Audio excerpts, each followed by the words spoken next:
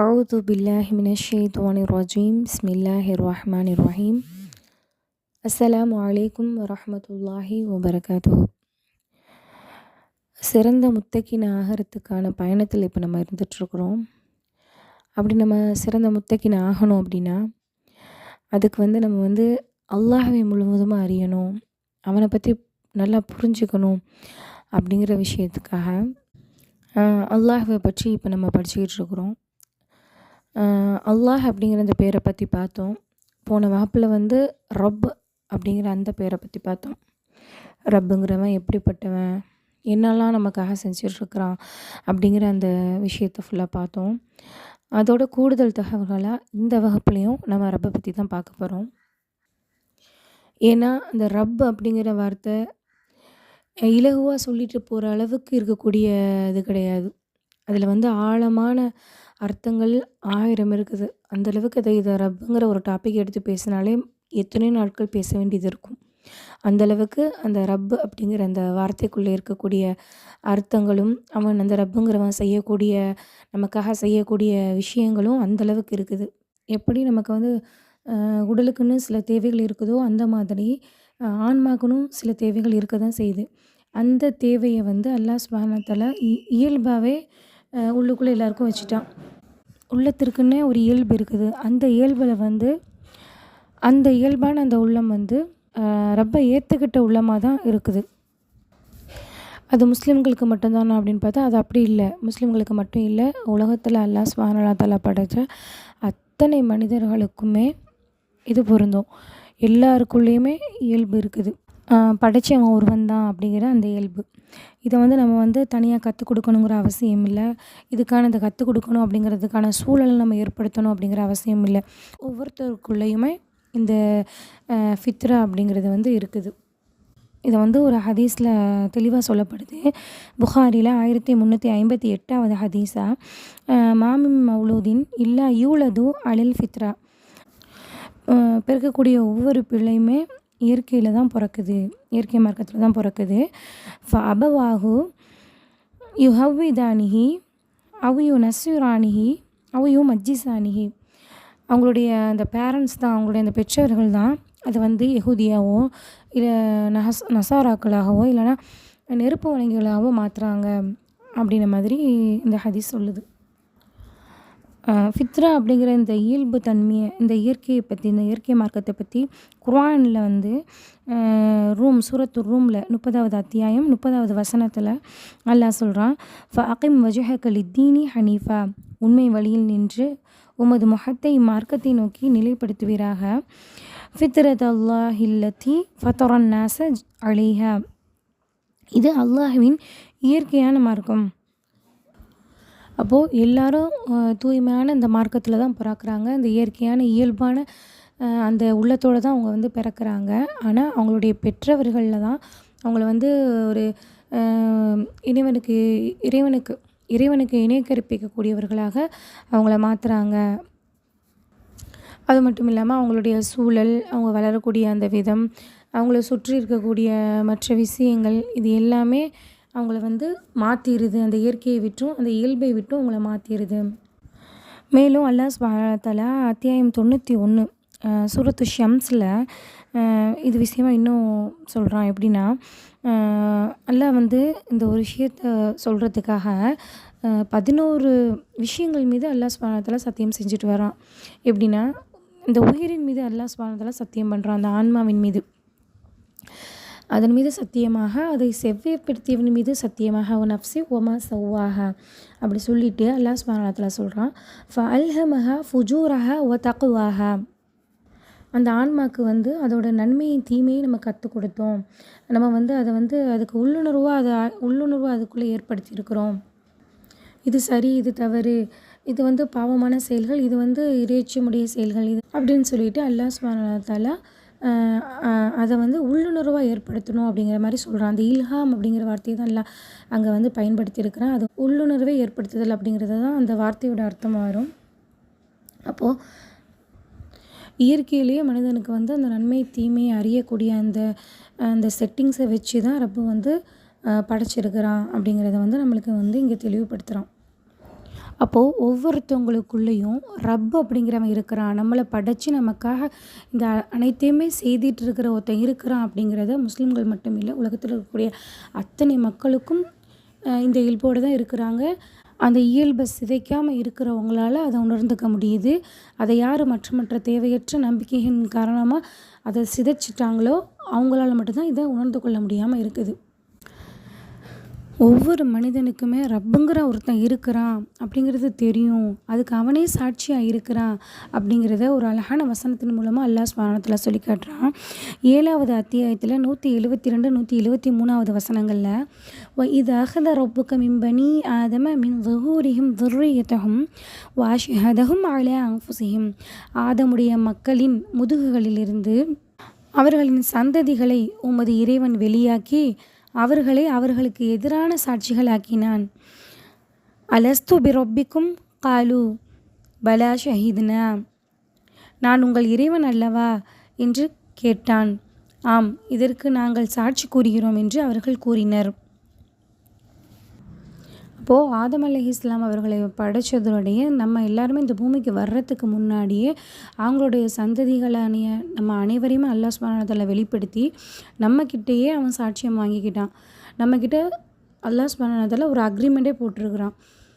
நான் தான் உங்கள் ரப்புங்கிறத ஏற்றுக்கிறீங்களா அப்படின்னு சொல்லிட்டு அல்லாஹ் கேட்டதுக்கு நம்ம எல்லாருமே நாங்கள் ஏற்றுக்குறோம், அதுக்கு நாங்கள் சாட்சியாகவும் இருக்கிறோம் அப்படிங்கிறத ஏற்றுக்கிட்டு தான் இந்த பூமிக்கு நம்ம வந்திருக்கிறோம். அப்போது நம்மளுடைய இயல்புலையே நம்ம உள்ளுக்குள்ளேயே அந்த ரப்புங்கிறது ஒருத்தன் இருக்கிறான் அப்படிங்கிறத ஏற்றுக்கிட்ட நிலைமையில் தான் நம்ம இருக்கிறோம். இந்த விஷயங்கள் அனைத்தையும் நம்மளுக்கு நினைவூட்டுறதுக்காக தான் அல்லாஹ் சுப்ஹானஹு வ தஆலா குர்ஆனையே தந்திருக்கிறதா சொல்கிறான்.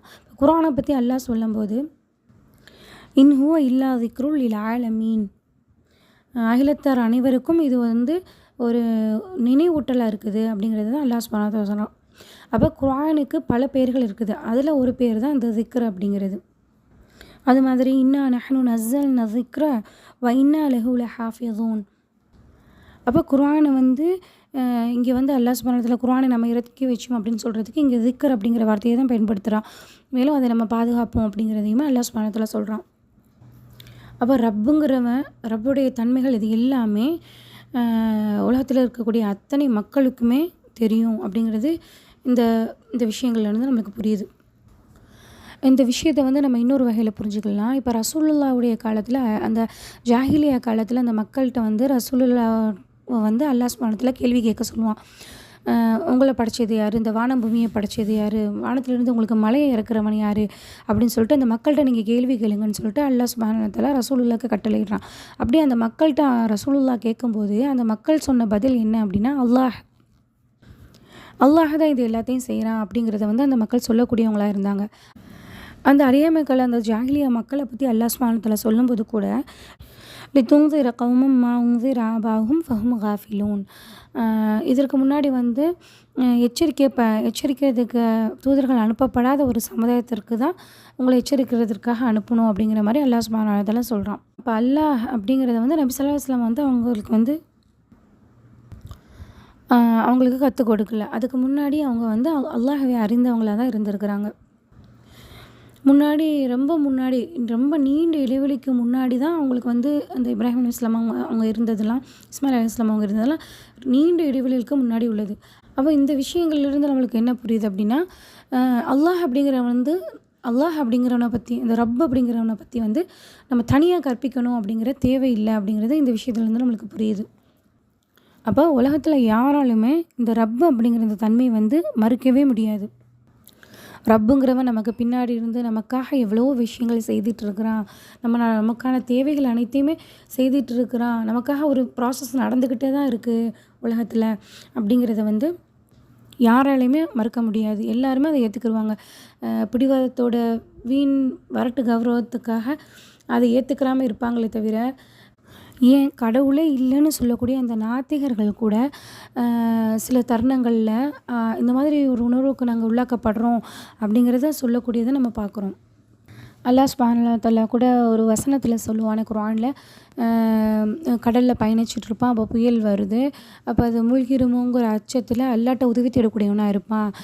அந்த சிக்கலான ஒரு நேரத்தில் அவனை நம்ம பாதுகாத்தோம் அப்படின்னா, அவன் வரம்பு மீறினவனா நம்மளை நமக்கு இணை கற்பிக்கிறான், நம்மளை மறுக்கிறான் அப்படின்ற மாதிரி அல்லாஹ் சுப்ஹானஹு வ தஆலா கூட சொல்லி காட்டுவான். அப்போது இறைவனை ஏற்றுக்கொள்ளாதவங்க கூட ஒரு தனக்கான ஒரு கஷ்டமான நேரங்கள் வரும்போது அப்போ இறைவனை நினைவு கூறக்கூடியவனா இருக்கிறான் அப்படிங்கிறத அல்லாஹ் சுப்ஹானஹு வ தஆலா இங்கே சொல்லி காட்டுறான். ஒருத்தன் வந்து இப்போ ரப்பு இல்லை அப்படின்னு அவன் சொல்கிறான் அப்படின்னா, அவன் வந்து அதை வந்து வேணும்னு மனமுரண்டாக தான் சொல்கிறானே தவிர உள்ளத்தால் அவன் அப்படி சொல்ல மாட்டான். வெறும் வாயால் தான் ரப்பு இல்லை அப்படிங்கிறத அவன் சொல்லுவான். அப்படி அவன் வாயால் சொன்னாலும் அதை அவனே முதல்ல நம்ப மாட்டான்.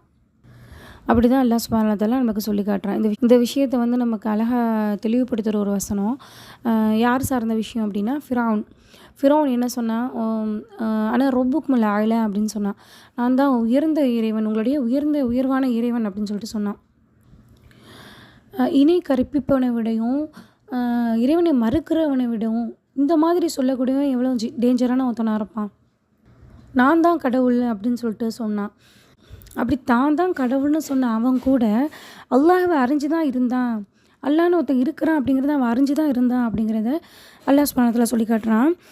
17வது அத்தியாயத்தில் 102வது வசனத்தில் قال لقد علمت ما أنزل هؤلاء إلا رب السماوات والأرض بصائر. வானங்களுக்கும் பூமிக்கும் அதிபதியே இவற்றை சான்றுகளாக அருளியுள்ளான் என்பதை நீ அறிந்திருக்கிறாய். இப்போ என்ன சொல்கிறான், நீங்கள் அறிஞ்சு தான் இருக்கிறான், அவன் அறிஞ்சு தான் இருக்கிறான். அதை وإني لأظنك يا فرعون مثبورا. ஃபிரௌனே நீ அழிக்கப்படுவோன் என்றே நான் கருதுகிறேன் என்று அவர் கூறினார். அப்போது ரப்புன்னு ஒருத்தர் இருக்கிறா, வானத்தை பூமியெல்லாம் படைச்சவன் வந்தாங்கிறத நீ அறிஞ்சிருந்தும் மனமுரண்டா வீம்புக்கு நீ வந்து அதை மறுக்கிறா, அப்படி நீ வந்து அழியக்கூடியவனாக தான் இருக்கிறா அப்படிங்கிற மாதிரி இங்கே வந்து சொல்லப்படுது. இது விஷயமா மேலும் 27வது அத்தியாயத்தில் 13, 14வது வசனத்தில் அல்லாஹ் சொல்கிறான், ஃபலம்மா ஜாஅத்துஹும் ஆயாத்துனா முஸ்ஃபிரத்துன் காலு ஹாதா சிஹ்ரும் முபீன்.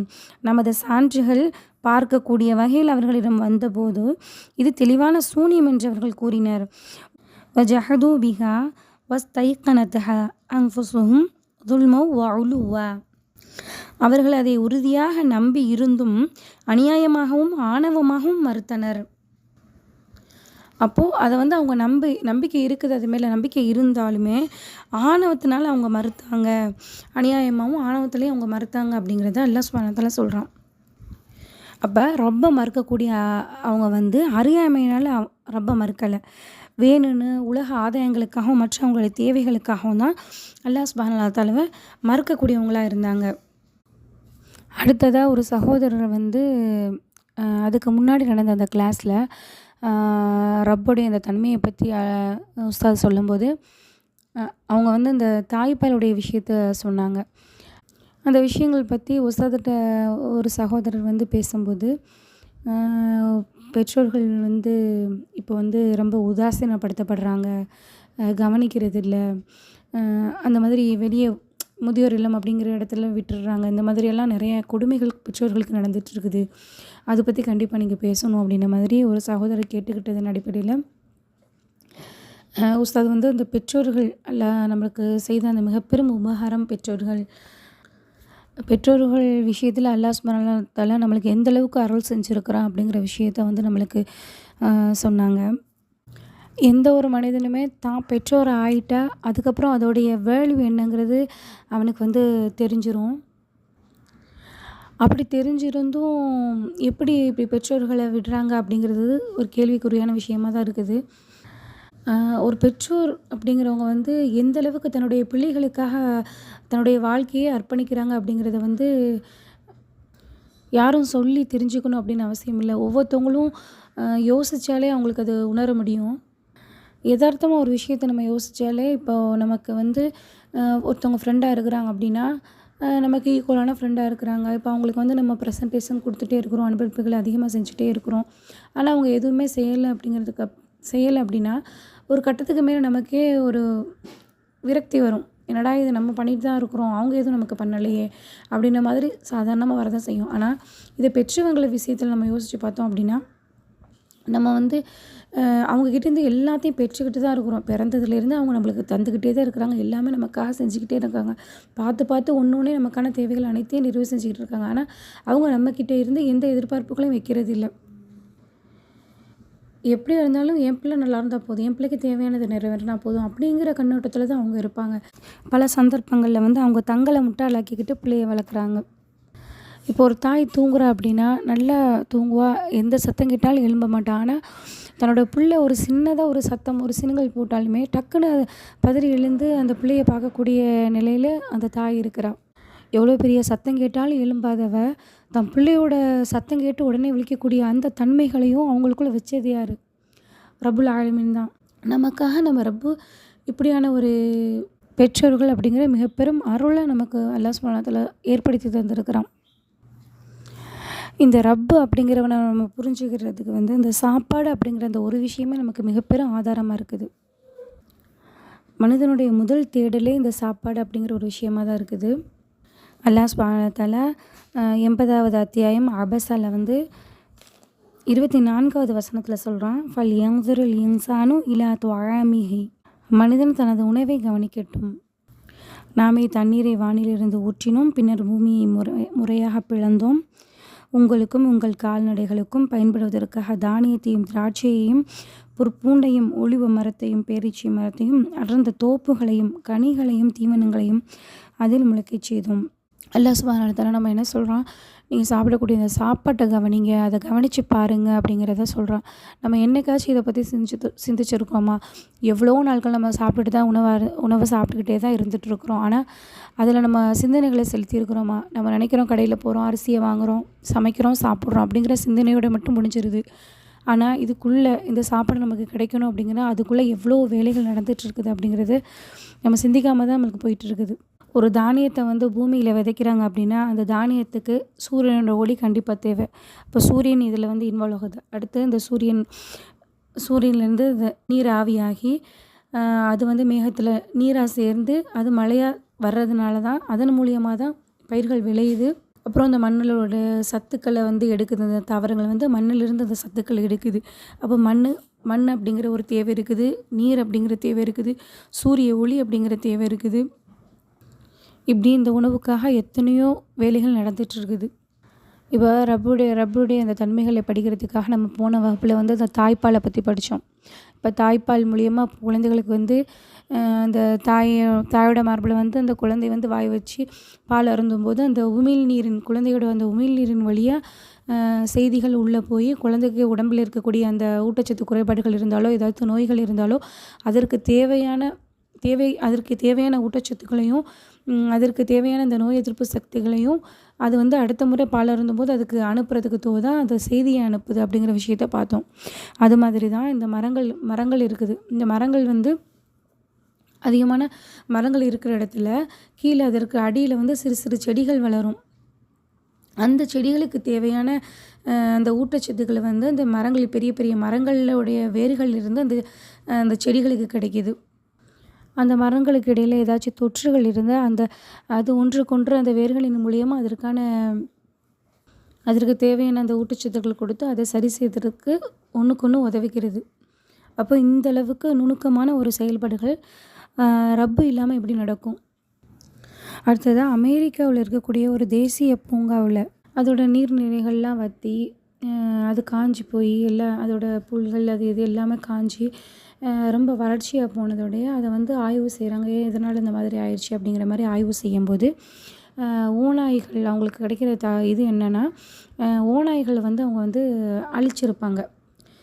ஓநாய்கள் ரொம்ப வந்து மற்ற உயிரினங்களை வந்து கொல்லுது, அதோட இனங்கள் அழியுது அப்படிங்கிற மாதிரி ஓநாய்களை அதுக்காக வந்து வேட்டையாடி அவங்க வந்து ஓநாய் இனத்தை வந்து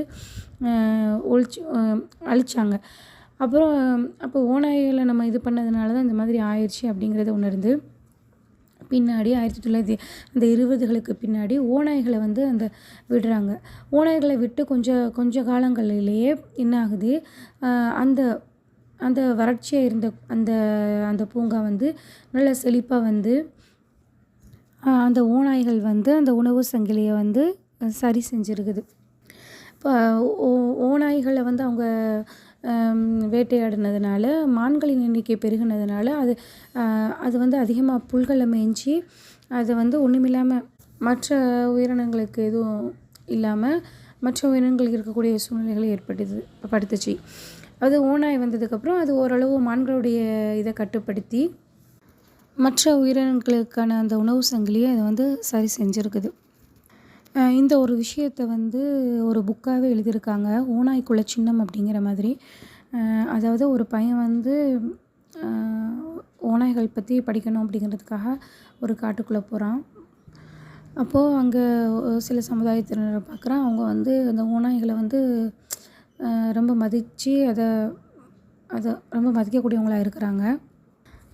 அது வந்து அவங்களுக்கு அவ்வளோ தொந்தரவுகளை கொடுத்தாலும் கூட ஓநாய்களுக்கு வந்து அவ்வளோ மதிப்பளிக்கக்கூடிய மக்கள் அந்த மக்கள் இருக்கிறாங்க. அப்போ இதை வந்து ரிசர்ச் பண்ணி இது என்னங்கிறத கண்டறிஞ்சு அது வந்து எந்தளவுக்கு அது வந்து உணவு சங்கிலியை வந்து சரிப்படுத்துது அப்படிங்கிறத விஷயமா ரொம்ப நீளமாக அதை ஆராய்ச்சி செஞ்சு அதுக்குன்னு ஒரு புக்கு எழுதியிருக்கிறாங்க.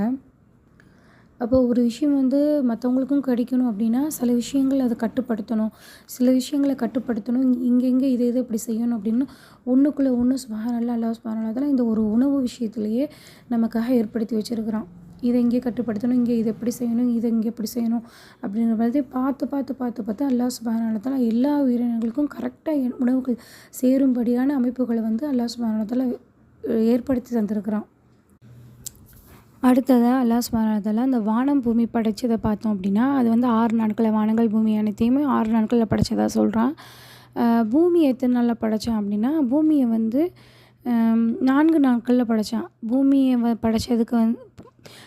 படைச்சதுக்கு வந்து 2 நாட்களும் அந்த பூமியில் மனிதர் வாழ்கிறதுக்கு தகுதியான ஏற்பாடுகளை செய்கிறதுக்கு 2 நாட்களும் சேர்த்து மொத்தம் பூமியை படைக்கிறதுக்கு 4 நாட்களை அல்லாஹ் சுப்ஹானஹு வ தஆலா படைத்தான். இப்போ வானத்தை நம்ம எடுத்துக்கிட்டோம்னாக்கா வானத்தை வந்து அல்லாஹ் சுப்ஹானஹு வ தஆலா 2 நாட்களில் படைச்சிருக்கிறான். அப்போது எப்பேற்பட்ட வானம்ங்கிறது எவ்வளோ பிரம்மாண்டமானது. அந்த வானத்தில் ஒரு சிறு புள்ளியாக தான் பூமி இருக்குது. வானம் அந்த பிரபஞ்சம்ங்கிறது அவ்வளோ பெருசு. அந்த கேலக்ஸி அந்தளவுக்கு ரொம்ப பிரம்மாண்டமானது. அதில் பூமியை விட பல மடங்கு பெரிதாக இருக்கக்கூடிய சூரியன், அப்புறம் சந்திரன், மற்ற கோள்கள் எல்லாமே இருக்குது. அதில் ஒரு சிறு பகுதியாக ஒரு சிறு புள்ளியாக தான் பூமி இருக்குது. அப்போது அவ்வளோ பெரிய பிரம்மாண்டத்தை படைக்கிறதுக்கு ரப்புல் ஆலமீன் வந்து அந்த 2 நாட்கள் தான் எடுத்திருக்கிறான். ஆனால் அந்த பூமிக்குரிய அந்த நம்ம வாழ்கிறதுக்கு தகுதியான இருக்கக்கூடிய அந்த உணவுகள் மற்ற ஏற்பாடுகளை செய்கிறதுக்கு 2 நாட்கள் எடுத்திருக்கிறான்னா அப்போ எந்தளவுக்கு நமக்காக அல்லாஹ் சுப்ஹானஹு வ தஆலா இவ்வளோ வேலைகளை செய்திருக்கிறான் அப்படிங்கிற புரிஞ்சாலே நமக்கு வந்து அந்த ரப்போடைய தன்மையை வந்து நம்மளால் புரிஞ்சிக்க முடியும்.